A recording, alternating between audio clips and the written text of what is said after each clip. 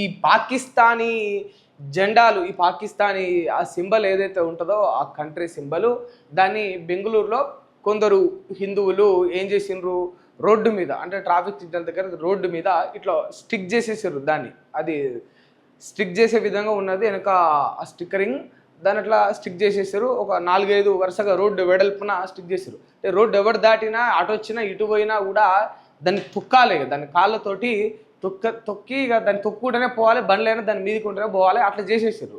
అయితే ఇంకొందరు దాంతోపాటు అవి చేసి కొంత నిరసన కూడా వ్యక్తం చేశారు. ఇక వెంటనే అక్కడ కొందరు మా ముస్లిం సోదరులు, అమ్మలు, అక్కలు, కొందరు చెల్లెళ్ళు వాళ్ళు వచ్చిండ్రు. వచ్చి ఆ నిరసనను అడ్డుకున్నారు.